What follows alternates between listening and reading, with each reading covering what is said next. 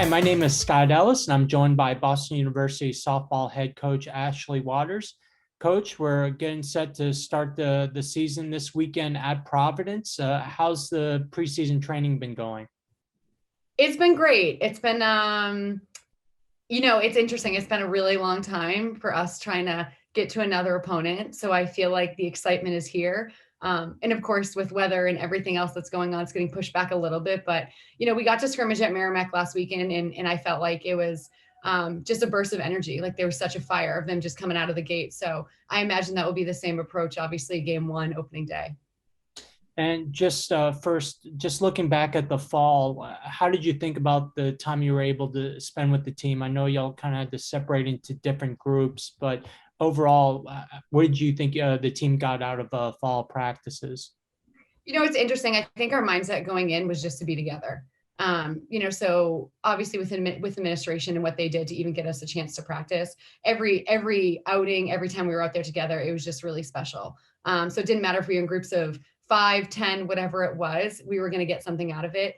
The one thing that I noticed, and obviously, different groups didn't really get to see each other all that much, but there was such a competitiveness within each group. And you could really see that the depth of the team coming out, and there's just such versatility in kids that can do really different things. So, it was exciting. It was exciting to get a picture, but of course for coaching staff, you're sitting there looking at it like, hey, it'd be nice if we could see them in some games. But we took what we could get, and we were so grateful for the time that we did get to spend. But it's funny, as excited as the kids are to see themselves on the field and get to compete with each other, I mean, we're as excited to get to see them compete. So I think that's the missing piece right now, is that competitiveness. And I think when you coach and when you play, that drive, that's within, so we need, we've tried to come up with some competitive drills and, have them compete against each other in practice, but there's nothing like going against another opponent. So, last week our focus switched from verse one another to verse somebody else. So at least our eyes on the right prize right now, not one another. Right. And so obviously you said the coaching staff and the student athletes are really excited to get on the field. And sometimes those emotions can go in different directions, whether too overexcited or maybe a little too anxious. I mean, what's the team's mindset, or as a coach, how do you make sure all that energy is being directed in the right way?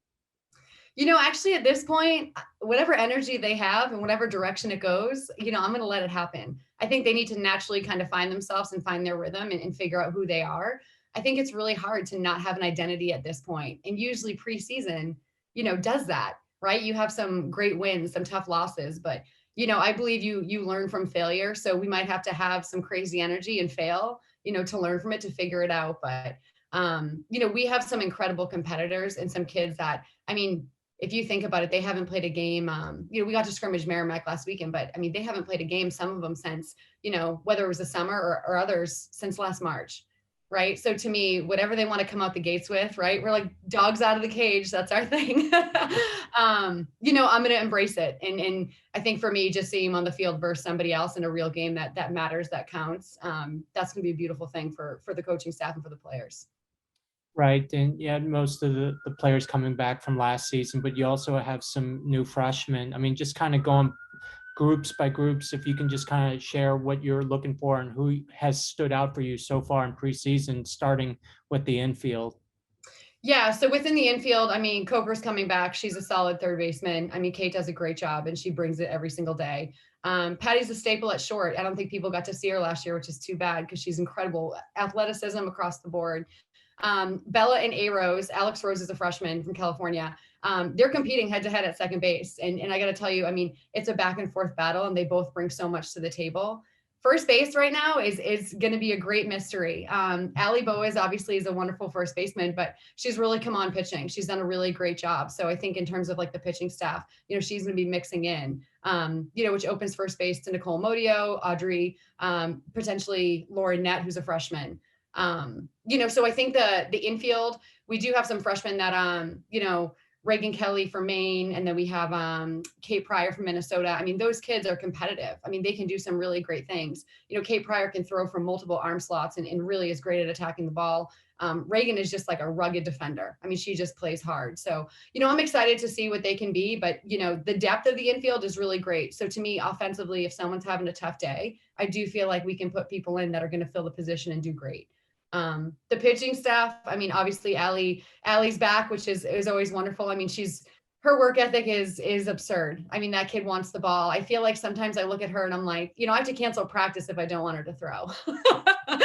She just wants the ball. She wants to throw. And I love that desire. I love that ability to just always want to get better. And she's already accomplished so much, yet she is not satisfied. And I think that's really special. Emily Gantt looks great. She was really, I mean, she's kind of gone through some ups and downs, I think, just working throughout the fall till now. But, last week at Merrimack, the second that kid takes the field against anybody, she just has this competitive edge and this just stoic approach that to me, it's she doesn't get phased. And I think that's amazing. Lizzie Avery is back and no one got to really see her last year. Lizzie Avery looks incredible. I mean, she has a ball that just jumps. So I think she really could be, one of the best in the Northeast. And I think for her, it's just gonna be a matter of getting experience and figuring that out. Boaz, she has a nasty changeup, I tell you. So, I think our kids have had, maybe 500 plus live at bats off her, and we still can't narrow that thing down. So, I don't know if that's something to say about the offense and they need to do some work, but she has a pitch that is so legit. So, if we can throw the hard stuff on the corners and make something move, if she has that changeup, I think she's gonna be really difficult to time and to hit. And then we have Julia Hanfield is coming back, and Julie's working low in the zone right now. She's working her drops. I think she'll be a really great person to jump in behind people to take some innings to help some people out. So in terms of the infield and the pitching staff, I couldn't be more happy with the depth we have and, the versatility. I love kids that can do different things. I love kids that have athleticism, that can transition from behind the plate to the infield, on the mound, back to first base, to the outfield. So I think that piece is obviously really special. And then in the outfield?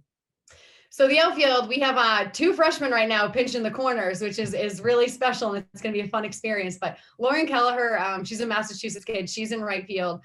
She has a stick. I mean, she can just hit. She knows the game. She has great instincts offensively. I mean, she is going to be a threat. So she'll be in the top of the lineup somewhere up in that 3-4 position.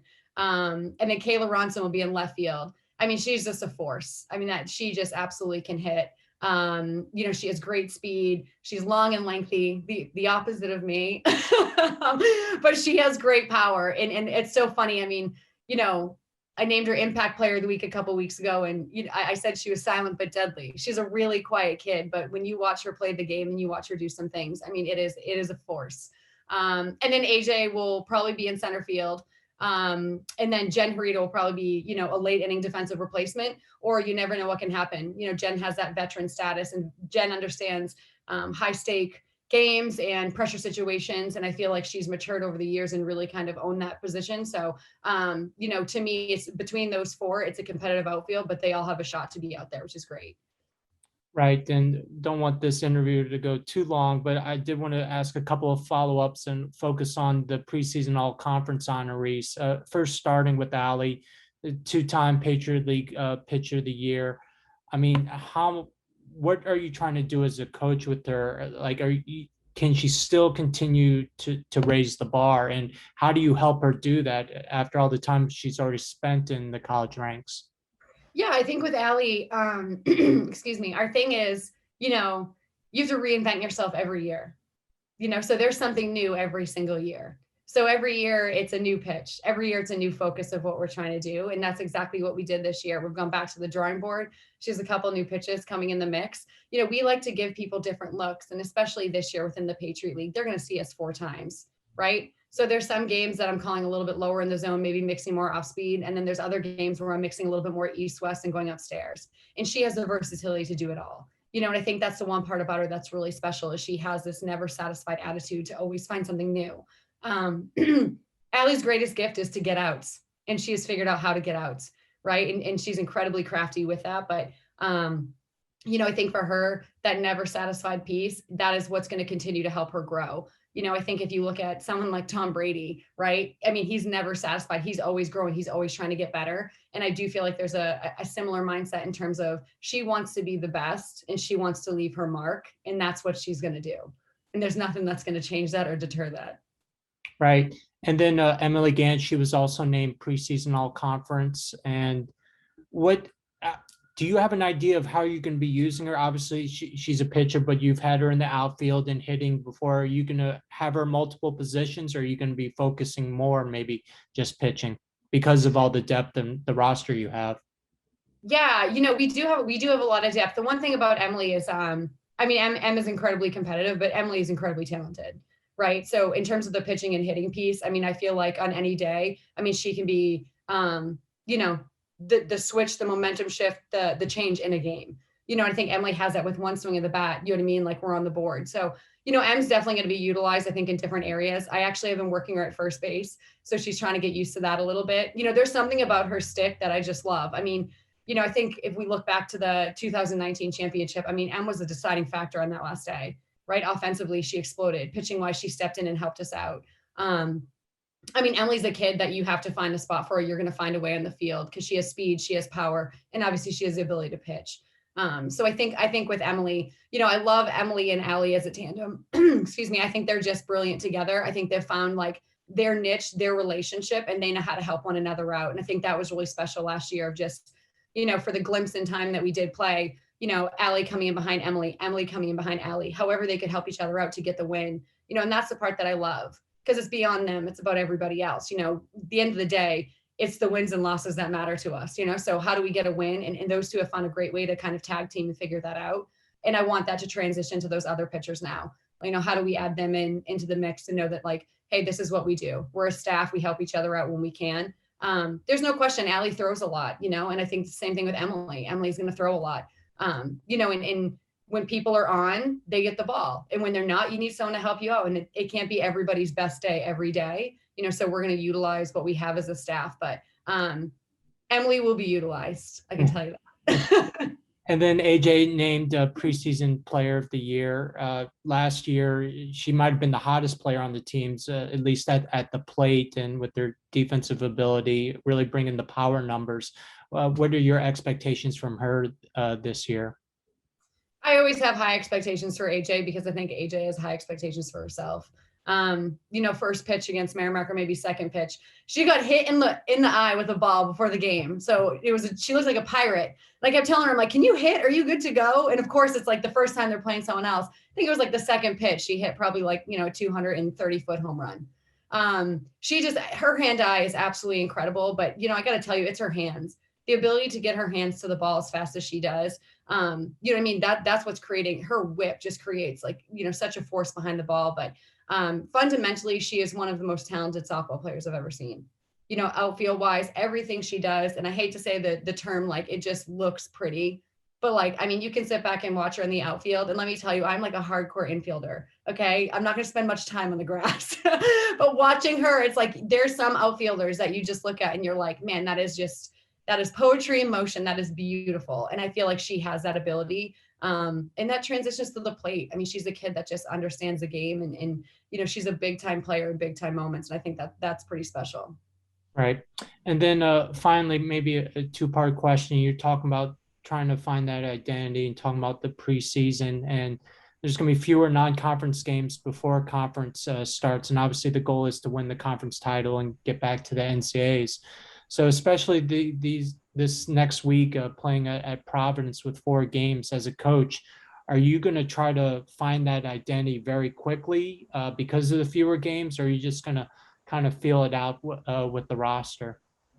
Yeah, I mean, I do think the preseason, and I love the fall because obviously you usually play 8 games. You get to kind of explore some things, see what works, see what doesn't. I think I have to utilize preseason for that. Right. So our plan going to the weekend is to explore things, give kids an opportunity. And, I think sometimes, there's practice players, there's game players, and then sometimes there's people that when they step into a game, just transition where just lights click and they're just better off in that situation. So, I want to give kids an opportunity to succeed and also an opportunity to fail. I think right now these kids have gone through the thick of it together. Right. They've all sacrificed, they've all experienced something due to COVID that, has taken something away. So to me, I really want to use preseason to give these kids an opportunity to show who they are, to pay back the hard work that they've given me, obviously through the fall and the winter, and to give them a chance to be a part of this team and be on the field. So, I think our identity will come into play. I don't know at what moment, maybe it'll be a comeback, maybe it'll be a big win, you never know, but I tell you, when it happens, there's a quick turn that you kind of figure out this is who we are. And, I'm excited for that moment, but it'll definitely happen organically and naturally. And, yeah, I'm hoping that, they have this, we've always had this very together vibe. And, I'm hoping that kind of continues when they realize there's a lot of people that can do a lot of different things, which is going to make us just that much better. Right. And then finally, we haven't been able to see all of our fans and family. And do you have any message to send out to them? This is really hard. And, I feel for the parents. I'm incredibly close to my parents and my brother, and they were always at everything. And that was something that was really special to me. So, I know how much it's going to hurt the girls, and I know how much it's going to hurt their parents. But at the end of the day, it's about the kids at this point. And, we need to take a step back and let them play. And I think that's the piece that, they have to know that how much we love them and how much we miss them, and how much I feel like, in some of those bigger games, some of those parents were the maybe the shining point, the bright point, right? Just hearing them in the stands or having their support. And I got to tell you, there's some kids that play better when their mom and dad are there. And I don't think that's a coincidence. I think that's something that just when you have that comfort, and you have that support, it definitely goes the extra mile. So, it's hard. I think it's going to be a tough year, but I do think we're going to do everything we can to keep them connected. And, whether that's streaming or just showcasing it, we're just going to do our best that they get to see their kids as much as possible. But we miss them. We love them. And I can tell you, I can't wait for the fall. Knock on wood, that we can have a big family cookout and actually have our parents get to know each other. All right. Well, thank you very much for joining me, Coach. All right, Scott, thank you.